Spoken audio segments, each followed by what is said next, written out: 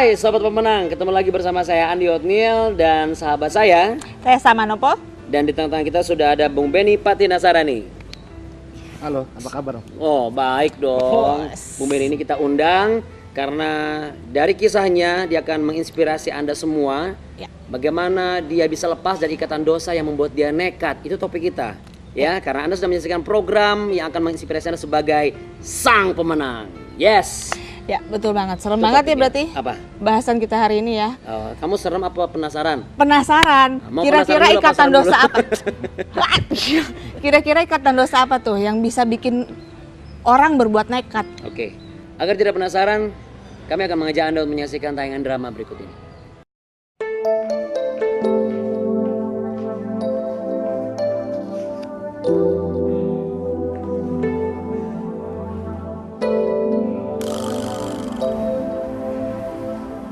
Pak, jam segini kok Doni belum pulang ya? Mama, bukannya Doni itu tiap hari pulang malam karena ikut bimbel.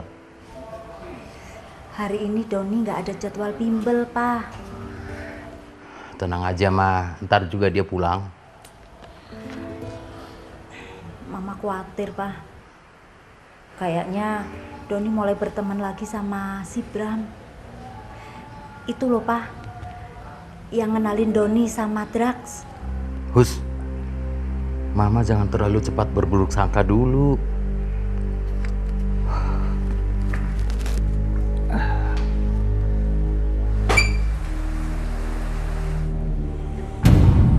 Apaan itu, Ma? Ya, Doni?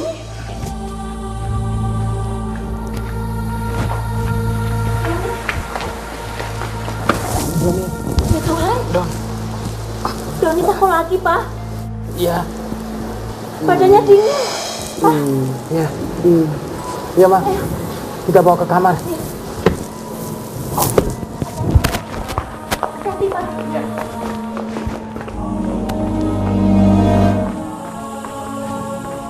Hei, Doni. Siapa yang membuat kamu seperti ini? Siapa? Sabar, Pak. Bicara baik-baik. Kamu sadar nggak sih, Don? Drugs yang kamu gunakan selama ini hampir membuat kamu mati konyol. Ingat nggak, Don? Papa, cukup. Percuma marahin dia. Dasar anak tidak tahu diri. Papa sama Mama ini selama ini sudah berusaha untuk menjauhkan kamu dari narkoba. Tapi apa? Sekarang kamu melakukan lagi. Papa, tenang ya. Tenang dulu. Ayo Doni, makan dulu. Dikit aja ya. Makan, Doni. Sudah, Pak. Nurut apa kata Mama kamu. Doni, dengerin ya. Ini yang terakhir kali Papa sama Mama melihat kamu sakau. Kalau kamu sampai ulangin lagi, Papa sama Mama tidak akan menolong kamu lagi. Ngerti? Jawab. Udah, Ma. Kasih makan dia. Yuk makan dulu ya. Dikit aja. Supaya perutnya keisi dikit ya. Yuk.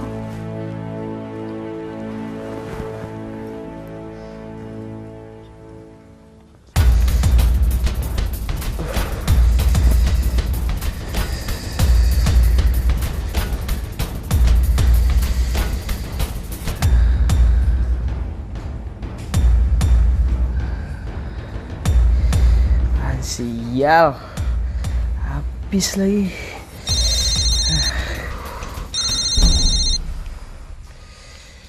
Halo, Ma. Iya. Ini baik-baik aja kok. Mama tenang aja. Mama urusin aja bisnis Mama di Singapura sama Papa ya. Iya, Ma. Doni gak pakai lagi kok. Mama tenang aja. Percaya sama Doni. Iya, Ma. Love you.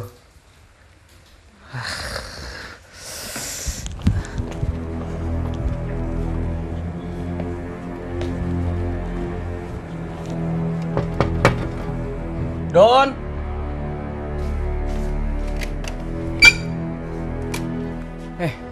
Bram. Ngapain lu sini? Gue mau nagih utang lo. Lo bilang lo mau bayar semua putau yang udah lo pake. Iya, tapi jangan sekarang. Gue belum ada duit, Bram. Lu jangan macem-macem sama gue, lu mau mati lo. Oke Bram, gue janji lusa gue lunasin semua utang-utang gue Bram ya. Gue janji. Kalau enggak lu habis sama gue. Iya, gue janji Bram.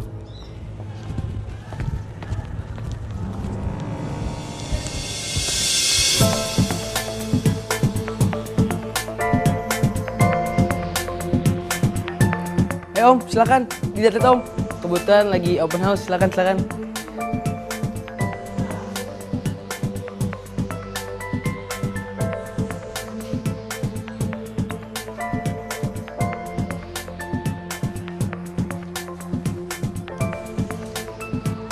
Wah, ini beneran dijual semuanya, Don. Beneran Tante, kebetulan kita lagi open house. Soalnya minggu depan kita sekeluarga mau pindah ke Surabaya Tante.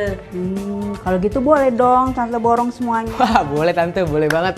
Kalau bisa semuanya diborong Tante, silakan. Ini Tante kasih DP-nya dulu, nanti sisanya Tante balik lagi. Oh oke Tante, makasih Tante. Wah banyak banget tuh Teh. Oh, jadi ikatan dosa kayak gitu yang bisa bikin orang nekat ya. Iya. Ternyata ikatan narkoba itu bisa bikin nekat menjual barang-barang orang tuanya kayak tadi Doni kan. Semua dijual untuk membayar utang terus membeli putau. Iya. Nah, untuk memilih sendiri juga pernah menjual barang orang tua juga demi narkoba ya? Ya, saya pernah juga sih. Iya. Apa yang membuat Anda nekat? Jadi dimulai karena tanpa sadar narkoba itu pelan-pelan menghancurkan semua bagian dalam hidup saya. Pertama dari pendidikan saya dikeluarkan dari kampus saya, lalu saya dari pekerjaan saya juga. Nah, ketika pekerjaan saya dikeluarkan, otomatis saya nggak punya penghasilan. Iya. Sedangkan dosis narkoba yang saya pakai semakin tinggi, harga semakin mahal. Nambah terus. Nambah terus dan mau nggak mau saya harus cari uang untuk bisa beli narkoba. Nah, pertamanya saya curi uang orang tua saya. Saya sering ambil uang orang tua saya, berapa kali saya mesti ambil. Nah, akhirnya sampai ketahuan terus, akhirnya nggak bisa lagi, mulai berubah.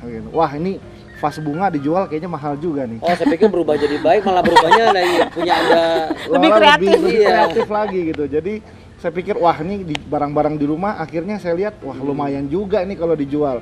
Saya mulai jualin barang-barang di rumah saya, yang saya bisa gadai, yang saya bisa jual, saya jual. Nah, satu hari saya ingat keluarga saya lagi liburan keluar kota semua. Iya. Nah, lalu saya tinggal sendirian di rumah. Nah, saya buat hampir mirip sama kayak yang Doni buat tadi. Saya buka pintu rumah saya buat open house. Jadi saya undang semua tetangga-tetangga saya, semuanya ambil barang-barang di rumah saya. Semua perhiasan orang tua saya dijual, barang-barang berharga di rumah. Nah, papa saya namanya almarhum Roni Patinasarani. Dia mantan pemain sepak bola. Semua medali-medali emas, SEA Games-nya, piala-piala PON-nya, semuanya saya jual semuanya. Berarti gitu. itu sebelum beliau ini Belum, masih jauh sebelum dia meninggal. Dan waktu itu papa saya lagi jadi pelatih terbaik. Jadi semua penghargaannya habis saya jual. Barang-barang berharga juga. Bahkan ada satu orang ambil rice cooker sama nasinya baru jadi, masih panas, itu saya jualin itu orang semuanya. nggak tahu Sampai diri nasi-nasinya. nasinya diambil juga. Iya, mama saya pulang mau masak marah-marah. Loh, ini tabung gasnya mana? Kompor masih ada, selang masih ada, Tabung gas nggak ada. Jadi yang kompor gas jadi bukan kompor gas, kompor aja. Nggak, tapi sampai sejauh itu ya, sampai senekat itu. Oke, itu Bung Benny Patinasarani. Lalu bagaimana dengan kisah Doni dalam tayangan drama? Segera saksikan kelanjutannya seperti apa.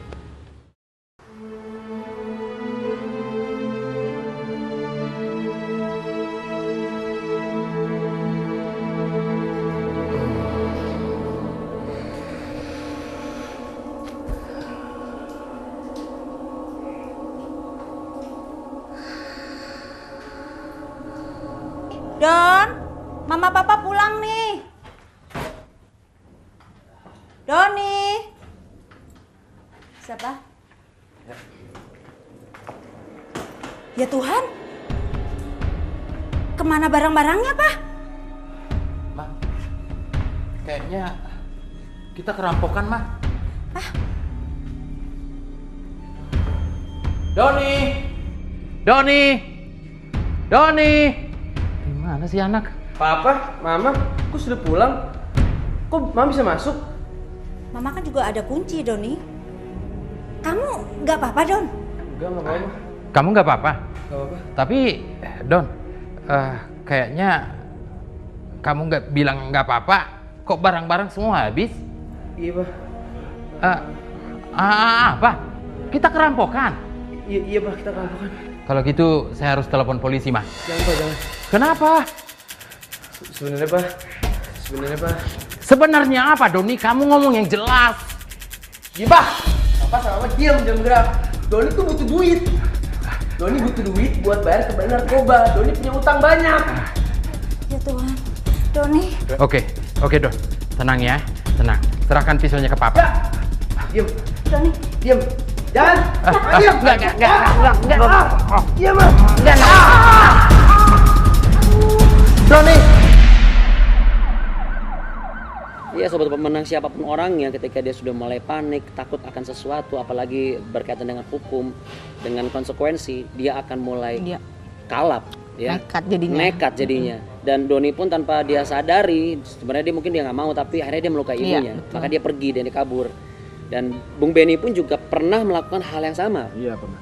Oke, saya percaya kita semua bingung apa yang membuat Bung Benny juga nekat melakukan hal seperti itu. Tahan pertanyaan Anda, jawabannya akan segera kembali. Sang pemenang akan kembali untuk Anda saksikan.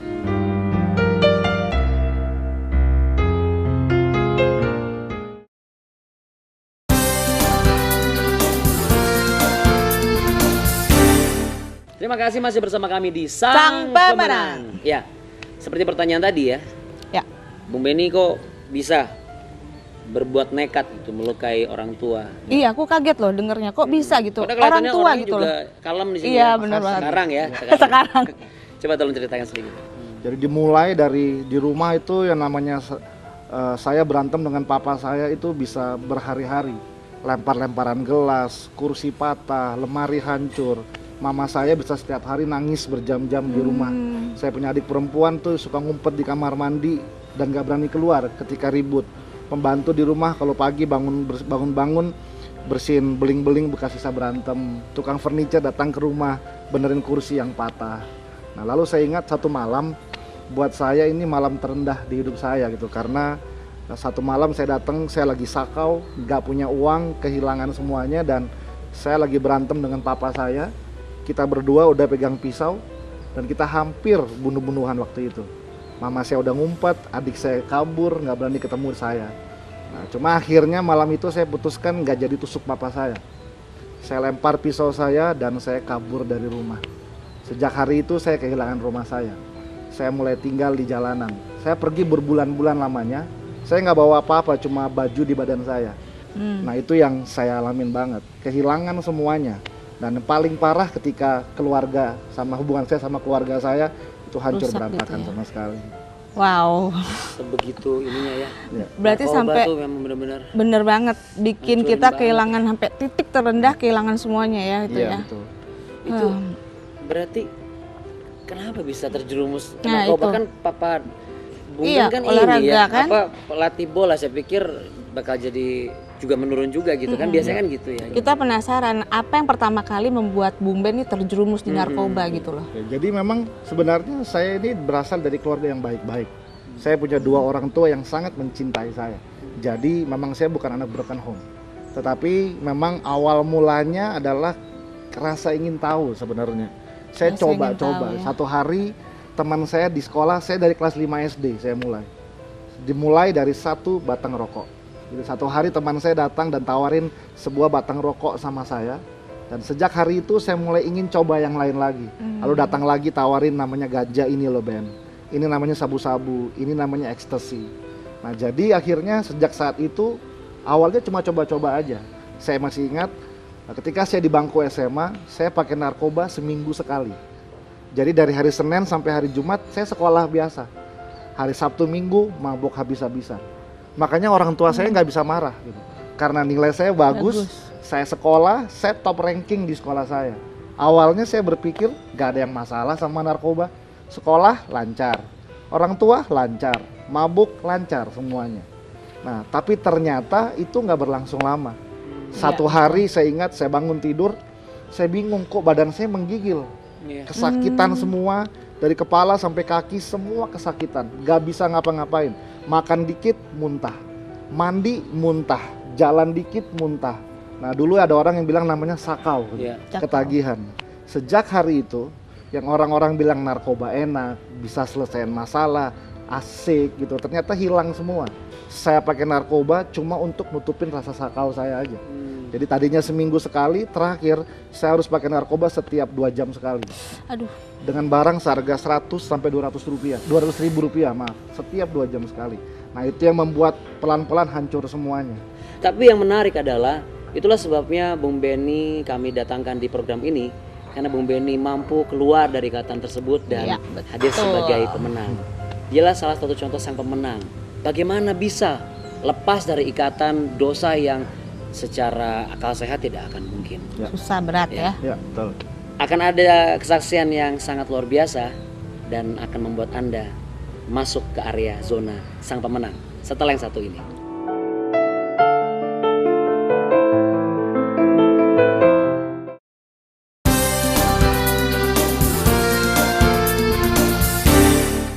Ya, kembali lagi bersama saya Tessa Manopo dan ada Andi Otniel Andi dan Otniel juga Bung Bung Benny. Benny Ya, ya. di Sang Pemenang. Yes. Nah, Andi, kita juga mau nanya nih, aku mau nanya nih sama Bung Ben. Kira-kira apa sih, kan tadi kan udah terikat sangat dan kayaknya susah banget, berat banget untuk lepas kan. Tapi akhirnya bisa lepas itu tuh karena apa? Mungkin kata-kata ini kali ya, mentok. Bahwa saya sadar bahwa kalau saya terus seperti ini cuma 2 pilihannya. Pertama ketangkep masuk penjara, atau kedua ya saya meninggal karena overdosis gitu. Dan habis semuanya. Saya menemukan bahwa salah satu hal yang faktor yang paling menentukan untuk seseorang bisa akhirnya memutuskan mau lepas dari narkoba adalah dimulai dari sebuah kesadaran. Ya. Kalau kita ingat cerita tentang anak yang hilang di Alkitab, kita ingat bahwa si bungsu di tempat yang jorok itu, dan satu ayat bilang bahwa dan dia menyadari keadaannya. Nah, sebuah kesadaran itu melahirkan sebuah keputusan dalam kehidupan saya gitu. Nah, ada 2 faktor yang paling penting yang membuat saya bisa lepas dari ini. Saya ngomong yang kedua dulu. Faktor kedua adalah seorang ayah dalam hidup saya. Tadi saya sempat cerita, papa saya waktu itu lagi jadi salah satu pelatih sepak bola termahal di Indonesia. Tapi dia melatih di sebuah klub namanya Petrokimia Gresik. Jadi dia ada di kota Gresik, kami di Jakarta. Nah, sepak bola itu dunianya papa saya. Dari nol dia bangun dan sampai di rumah kami semuanya ornamen bola pasti di rumah saya gitu. Nah, buat papa saya dia punya 2 pilihan. Dia tetap dengan dunianya dia, sepak bola, karena dari situlah kesenangannya dia, sumber pendapatan keluarga, semua dari situ. Atau dia memutuskan tinggalin semuanya dan pulang ke rumah sebagai Roni Patinasarani, ayah dari Benny, yang punya tanggung jawab untuk bisa membesarkan dan memulihkan anaknya. Nah, saya melihat papa saya memutuskan pilihan yang kedua. Dia tinggalin semua dunianya sepak bola dan dia pulang ke rumah hanya untuk mendampingi saya. Meskipun itu butuh waktu yang nggak sebentar. Berkali-kali pendampingan yang papa saya lakukan itu hampir gagal bahkan. Tapi ketika saya lihat kesungguhannya dia, hatinya dia benar-benar mau rindu supaya lihat anaknya ini bisa bebas dari narkoba, itu melahirkan sebuah harapan di hidup saya. Nah, memang jujur saya belum bisa lepas sungguh-sungguh. Nah, ditambah dengan faktor yang pertama, bahwa saya menyadari bahwa selama ini saya berusaha sembuh pakai kekuatan saya sendiri. Saya coba berkali-kali dan gak berhasil. Saya menyadari bahwa saya membutuhkan sebuah kekuatan yang melebihi kekuatan saya sendiri. Disitulah saya mulai sadar bahwa ternyata ada yang namanya Tuhan dalam hidup saya. Dan saya satu hari, saya ingat ada 2 orang hamba Tuhan menyamperi hidup saya. Dan dia bilang sama saya seperti ini, Ben, ada dokter di atas segala dokter. Saya bingung, dokter mana lagi? Papa saya udah bawa semua ke semua dokter yang hebat. Terus dia bilang, ada tabib di atas segala tabib. Saya pikir tabib mana lagi? Saya coba semuanya, gak berhasil. Tapi terakhir dia bilang begini, ada pribadi yang mengasihi kamu. Sebuah kata sederhana yang rubah hidup saya sampai hari ini. Saya nggak pernah dengar kata-kata itu bertahun-tahun. Yang saya dengar cuma saya sampah, saya orang gagal, saya orang yang kehilangan semuanya. Tiba-tiba air mata saya mulai mengalir. Saya pegang tangannya, saya tanya, Om, siapa yang mau mengasihi sampah kayak begini, Om? Orang-orang aja buang saya. Disitulah dia sebut, namanya Yesus. Tiba-tiba di hati saya ada sebuah titik terang yang mulai bergerak di hidup saya. Saya ingat bahwa gak lama setelah itu, 3 hari setelah itu, saya ingat narkoba lagi di tangan saya. Saya lagi pakai narkoba siang-siang. Tapi tiba-tiba kok air mata saya mengalir. Saya nangis.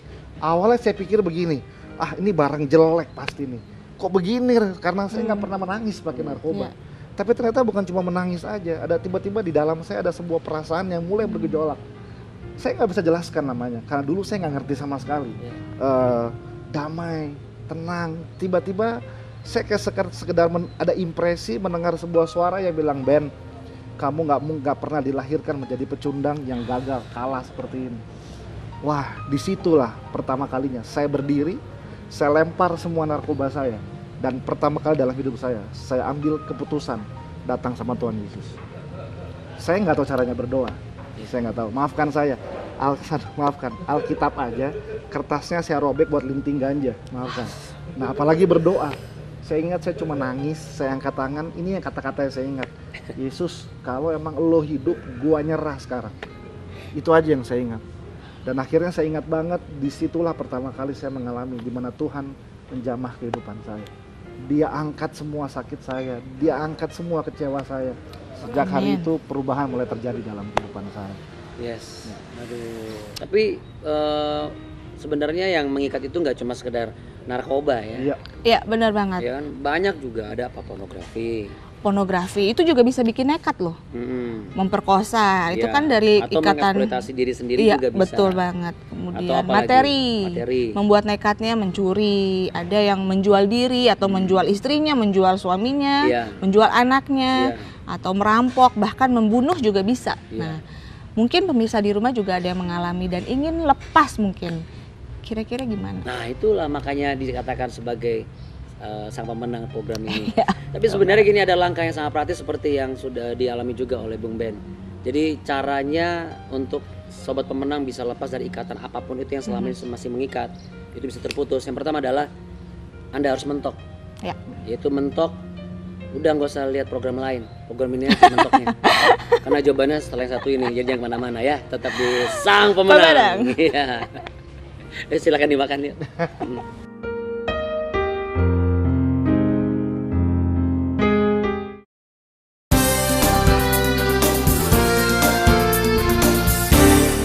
Anda masih di Sang Pemenang dan terima kasih karena jawabannya dari pertanyaan sahabat saya, bagaimana caranya kita bisa keluar atau terlepas dari ikatan dosa yang mengikat dan membelenggu selama ini. Seperti Bung Ben juga terlepas dari ikatan itu.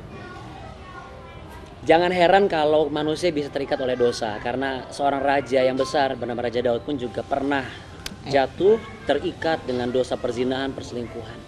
Sejak dia jatuh di pelukan wanita bernama Bathsheba, Raja Daud yang seorang raja tega untuk menghabisi nyawa suami dari wanita ini demi memenuhi kebutuhan dan kepuasan dirinya.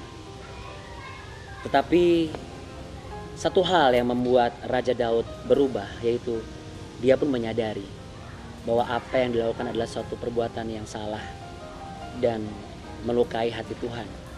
Sehingga dari kesadaran itu Daud benar-benar merendahkan hatinya, merendahkan dirinya di hadapan Tuhan. Dia tidak menganggap bahwa dia masih seorang raja, tapi dia menyadari kesemuanya itu, dia rendahkan hatinya dan dia berserah. Dia mencari wajah Tuhan. Artinya ada tindakan yang dia lakukan. Dan dia terus cari, dia terus ngotot, dan dia dengan ikhlas dan tulus menanggung segala konsekuensi atas segala perbuatannya. Tetapi satu hal yang saya salut, dia percaya bahwa dia mampu menanggung segala konsekuensi itu, maksud saya. Karena kekuatan itu bukan datang dari dia lagi, tetapi kekuatan itu datang daripada Tuhan. Dan saya percaya kalau Bung Ben bisa mengalami perubahan, itu juga dengan konsekuensi pastinya. Betul. Jadi satu hal waktu pemulihan terjadi dalam kehidupan saya, memang saya lihat bagaimana Tuhan memulihkan hampir semua bagian kesehatan saya. Saya sembuh.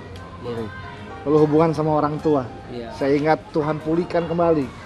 Kalau nggak orang tua saya pasti bercerai. Lalu pendidikan saya bisa sekolah lagi. Nah, tapi satu hal yang saya belajar, semua yang pernah hancur Tuhan kembalikan kecuali satu, namanya waktu. Yang 9 tahun saya buang dengan percuma, itu nggak pernah bisa kembali lagi. Dan yang namanya menyesal itu nggak ada gunanya sama sekali, karena nggak bisa buat apa-apa. Disitulah saya menyadari konsekuensi saya. Iya. Ada hal-hal mimpi-mimpi yang harusnya saya bisa buat kalau saya nggak pakai narkoba. Iya. Tetapi saya belajar untuk mensyukuri apa yang sudah terjadi sama kehidupan saya dan tetap melihat ke depan. Karena saya belajar, saya nggak mungkin bisa rubah masa lalu saya. Betul. Orang bilang saya mantan pemakai narkoba, saya terima. Iya. Mantan penjahat, saya terima. Saya nggak pernah bisa rubah masa lalu saya. Betul. Tapi bersama Tuhan, saya bisa rubah masa depan saya. Ya benar, Betul. setuju. Dan kenapa bisa bersama dengan Tuhan? Karena Raja Daud pun juga menulis dalam Mazmurnya begini. Kemana aku dapat pergi menjauhi rohmu? Kemana aku dapat lari di hadapanmu? Jika aku terbang dengan sayap fajar dan membuat kediaman di ujung laut, juga di sana tanganmu akan menuntut aku. Dan tangan kananmu memegang aku. Sebab engkaulah yang membentuk buah pinggangku, menenun aku dalam kandungan ibuku. Berarti doa kita bersama. Thank you. Bung Ben akan ngobrol lagi ke sini dengan topik yang berbeda pasti. Ya, Saya pasti. percaya Siap. itu. Pasti siap. Ya, makasih sudah datang di Hadir Sama Sama-sama. Menang ya. Siap. Gak berasa udah 30 menit nih. Dan sobat pemenang, kami ucapkan selamat keputusan Anda hari ini untuk mengikuti rencana Tuhan melalui Bung Ben kesaksiannya, menginspirasi kita semua. Anda sudah menjadi klub sang pemenang bareng-bareng sama kita ya. Jangan khawatir dengan gak ada teman baru. Ada counseling center, nomor-nomor bisa Anda hubungi di layar TV Anda sekarang itu. Disitulah terdapat calon teman baru Anda. Ya, nomornya adalah ini, di bawah ini. Telepon kami, bicarakan semua. Inilah komunitas yang benar, yang akan membawa Anda memiliki kebiasaan yang baik dan pergaulan yang benar dan menghasilkan buah yang benar. Kenapa? Jangan pernah menyerah. Setelah ini, besok jangan putus asa. Jangan putus harapan, sebab segala sesuatu pasti ada jalan keluarnya. Mengapa? Karena Tuhan sudah menentukan bahwa kita semua adalah Sang pemenang. Sampai jumpa di episode selanjutnya.